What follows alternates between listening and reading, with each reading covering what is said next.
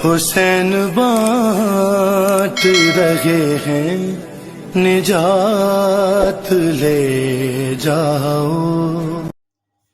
اعوذ باللہ من الشیطان الرجیم، بسم اللہ الرحمن الرحیم۔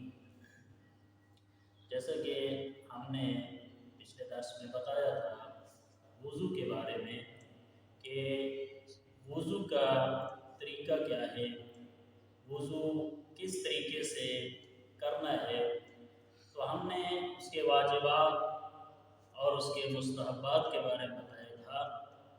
آج کے درس میں ہم یہ بتائیں گے کہ وضو کیسے کیا جاتا ہے، پریکٹیکل کر کے ہم بتائیں گے۔ بہت سارے لوگ کافی ایج بھی ہو چکی ہے ان کی، لیکن وضو کرنا ابھی ان کو نہیں آتا، صحیح نہیں کرتے، اور دوسری اس سے بڑھ کے بعض کہ وہ شرم کے مارے پوچھتے بھی نہیں ہیں کہ وضو کو کیسے کیا جائے۔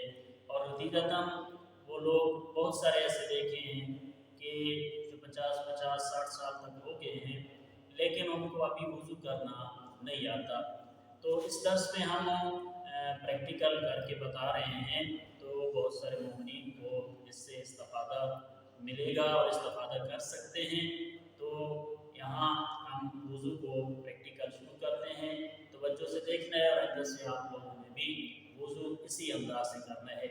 جیسے ہم نے بتایا تھا کہ وضو میں چہرے کا دھونا واجب ہے، دونوں بازوؤں کا کونیوں سمیت دھونا واجب ہے، سر کے اگلے حصے کا اور پاؤں کا مسح کرنا یہ واجب ہے۔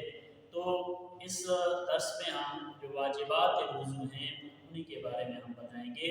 مستحب میں یہ ہے کہ پہلے پاؤں کا دھونا مستحب ہے، لیکن اگر پاؤں بالفرض کسی کے نجس ہیں یا نجاست لگتی ہے، کسی نجاست کے چھینٹے آ جاتے ہیں، پھر تو پاؤں کا دھونا واجب ہے۔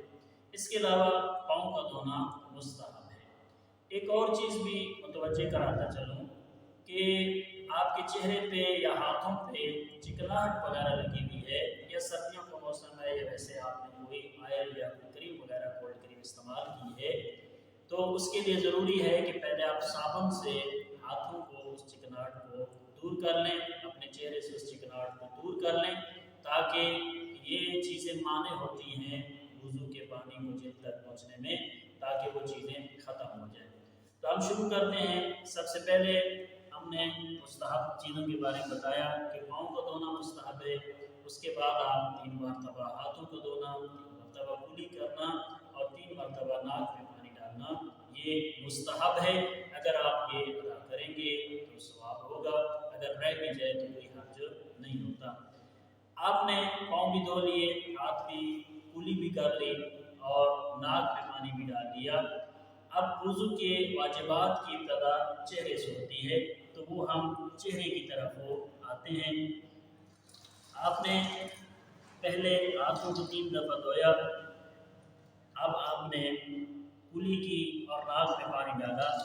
اب سیدھے ہاتھ سے آپ نے 1 دفعہ چہرے کا دھونا واجب ہے اور دوسری دفعہ چہرے کا دھونا مستحب ہے۔ تو آپ نے شروع کرنا ہے جہاں سے یہ پیشانی کے بال نکل رہے ہیں، یہاں سے لے کے یہ سیدھا آپ نے ٹھوڑی تک کو کیا، تو یہ انگوٹھا اور درمیان والی انگلی آپ کی جہاں تک آ رہی ہے آپ نے وہاں تک لے کے جانی ہے۔ اس کے بعد آپ نے اسی طرح جو حصہ خشک رہ گیا ہے اسی طرح سے آپ وہ اس پورے چہرے کی طرف ہاتھ پھیلا سکتے ہیں۔ تو یہ آپ نے کوشش کرنی ہے کہ جہاں سے بال اگ رہے ہیں وہاں سے آپ نے ابتدا کرنی ہے، نہ یہ کہ آپ نے ناک سے اوپر سے پانی ڈال دیا اور پیشانی خشک رہ گئی، پھر بھی وضو صحیح نہیں ہے۔ جہاں پیشانی کے بال اگ رہے ہیں وہاں سے لے کر یہ ٹھوڑی کے بالوں تک آپ نے یہاں تک لمبائی کی صورت میں، اور چوڑائی میں یہ جو حصہ رہ جاتا ہے اسی ہاتھ کو آپ نے چہرے پہ پھیلا لینا ہے۔ اس کے بعد سیدھے بازو کے اوپر آپ نے 1 دفعہ دھونا واجب ہے، اور مردوں کے لیے واجب ہے کہ آپ نے بازو کے پچھلی سائڈ سے آپ نے کونی کے تھوڑا سا اوپر سے لے کر اوپر سے نیچے کی طرف آپ نے لے کے آنا ہے۔ دوسری دفعہ بھی آپ ڈال سکتے ہیں، اسی طرح اندرونی طرف سے بھی آپ اسی ہاتھ کو پھیریں گے، اور انگلیوں کے درمیان میں سے بھی آپ نے ہاتھ ڈالنا ہے تاکہ کوئی حصہ خشک نہ ہو۔ اور یہ چیز آپ نے دھیان رکھنا ہے، اور اوپر سے نیچے لے کے آنا ہے، نیچے سے اوپر نہیں لے کے جانا، کیونکہ کچھ لوگ نیچے سے اوپر یا ایسے وہ رگڑ دیتے ہیں بازو کو، تو ہمارا یہ وضو صحیح نہیں ہوتا۔ اوپر سے نیچے کی طرف، اور یہ خیال رہے کہ کونی یا یہ حصہ کوئی حصہ خشک آپ کا نہ رہے۔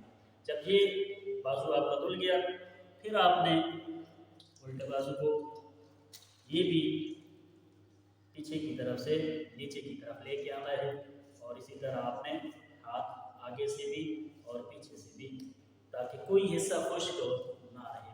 آپ نے اگر انگوٹھی پہنی ہوئی ہے، انگوٹھی آپ اتار کے یا اس کے درمیان میں گھما کے، تاکہ پانی وہاں تک جلد تک پہنچ جائے۔ اب آپ نے یہاں وضو کر لیا، اب آپ نے کسی اور چیز کو ہاتھ نہیں لگانا، فوراً آپ نے مسح کرنا ہے، یا اتنی دیر بھی نہیں کرنی کہ آپ کے یہ ہاتھوں کی طرح خشک ہو جائے، اور خشک ہونے کی صورت میں آپ مسح نہیں کر سکتے۔ جب آپ نے وضو کر لیا، اب آپ نے چہرے کو ہاتھ نہیں لگانا، اب کم از کم یہ 3 انگلیاں آپ نے لے کے جانی ہیں، سر کے درمیان سے لے کر یہ آگے کی طرف آپ نے لے کے آنی ہے، اور جہاں تک ہو یعنی ماتھے پہ نہیں لے کے آنا، جہاں یہ بال ختم ہو رہے ہیں وہاں آپ نے آ کے روک لینا ہے۔ یہ سر کا مسح ہے، یعنی اوپر سے نیچے کی طرف آپ نے لے کے آنا ہے، ادھر سے اوپر نہیں لے کے جانا، اوپر سے نیچے لے کے آنا ہے۔ اور ایک اور چیز کی طرف متوجہ رہنا ہے کہ آپ کا سر ساکن ہونا چاہیے، حرکت نہ کرے۔ اگر آپ ایسے کر دیتے ہیں تو یہ مسح صحیح نہیں ہے، دوبارہ کرنا پڑے گا۔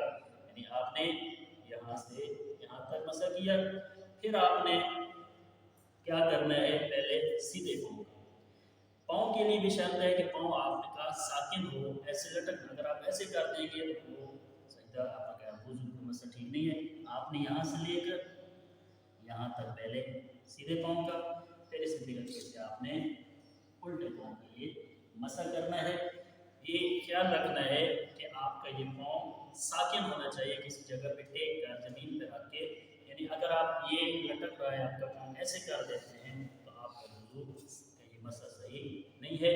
تو یہ انتہائی آسان طریقہ ہے وضو کرنے کا، تو اس طریقے کو اگر آپ فالو کریں گے تو آپ کا وضو صحیح ہوگا۔ جب آپ کی وضو صحیح ہے تو پھر آپ نماز کو بھی آسان طریقے سے پڑھ سکتے ہیں۔ تو انشاءاللہ اگلے درس میں ہم بتائیں گے کہ ایک بندہ جس کے اعضائے وضو پہ کوئی زخم ہے یا کوئی پھوڑا بنا ہوا ہے تو اس کی ذمہ داری کیا ہے، وہ وضو کس طریقے سے کر سکتا ہے۔ اسی طرح اگلے درس میں یہ بھی بتائیں گے ہم کہ بالفرض ڈاکٹر نے یا منع کیا ہے اور پانی اس کی جلد کے لیے نقصان دہ ہے، تو وضو کے بدلے تیمم کیسے کیا جاتا ہے اور کن صورتوں میں تیمم کرنا واجب ہے۔ انشاءاللہ یہ اگلے درس میں ہم آپ کو بتائیں گے۔ السلام علیکم ورحمۃ اللہ۔ کچھ آنسوؤں کے عوض کائنات لے جاؤ۔